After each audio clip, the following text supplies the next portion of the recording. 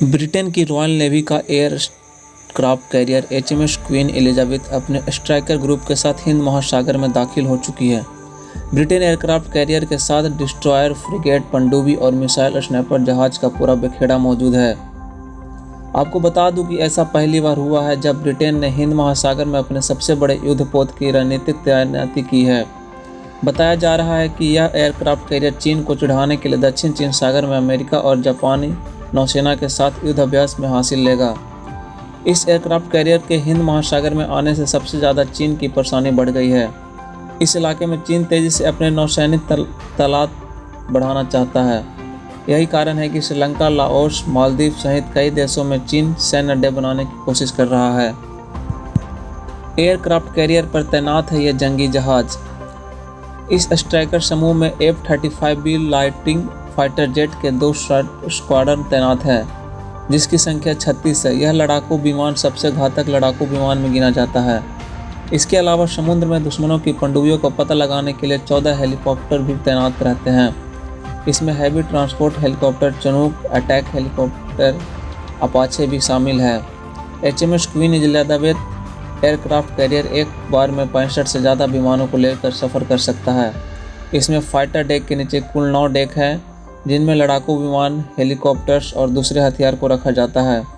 इन जहाज़ों की fighter deck पर लाने के लिए एयरक्राफ्ट कैरियर में 2 लिफ्ट लगी हुई है। हाईटेक रडार से लैस है ये एयरक्राफ्ट कैरियर। आपकी जानकारी के लिए बता दूं कि इस एयरक्राफ्ट में खासियत बहुत है। यह 65,000 टन वजनी और 280 मीटर लंबा है। यह एयरक्राफ्ट कैरियर इतना भारी होते हुए भी 59 किलोमीटर प्रति आवर के स्पीड से चल सकता है। HMS क्वीन एलिजाबेथ पर 1600 सैनिकों की तैनाती किया जा सकता है, जिसमें 250 कमांडो शामिल है। इनमें BI का S-1850D लॉन्ग रेंज रडार लगा हुआ है, जो 400 किलोमीटर दूरी से ही दुश्मनों का जहाज़ों का पता लगा सकता है। इसमें मीडियम रेंज के लिए टाइप 997 स्टिंग रडार लगा हुआ है, जो 200 किलोमीटर की दूरी तक एक बार में 900 लक्ष्यों को ट्रैक कर सकता है। इतना ही नहीं, यह 3D रडार 3 मैक के स्पीड से उड़ने वाली चिड़ियों या टेनिस बॉल के आकार के लक्ष्य को भी पहचान सकता है। अकेले नहीं आया है ब्रिटेन एयरक्राफ्ट कैरियर। इस एयरक्राफ्ट कैरियर के स्ट्राइकर ग्रुप में 2 टाइप 45 श्रेणी के डिस्ट्रॉयर, 2 टाइप 23 फ्रिगेट, 2 ट्रैकर और हेलीकॉप्टर का बेड़ा शामिल है। माना जा रहा है कि इससे चीन के नज़दीक युद्धाभ्यास करने से दोनों देशों के बीच तनाव और गहरा सकता है।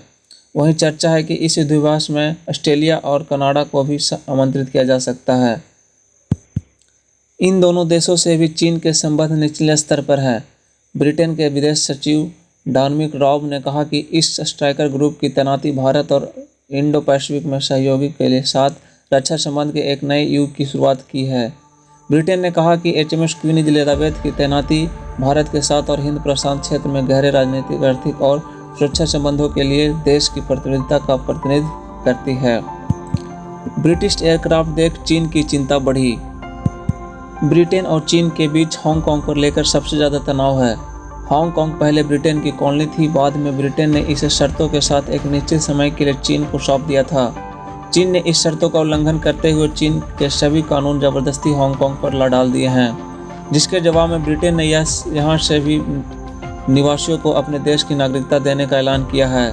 इसके अलावा उइघुर के मानव अधिकारों का दमन, दक्षिण चीन सागर में दादागिरी, ताइवान पर कब्जे और कोशिश जैसे मुद्दों की लेकर भी ब्रिटेन और चीन में तनाव बढ़ता जा रहा है। आपको ये जानकारी कैसी लगी हमें कमेंट में ज़रूर बताएं।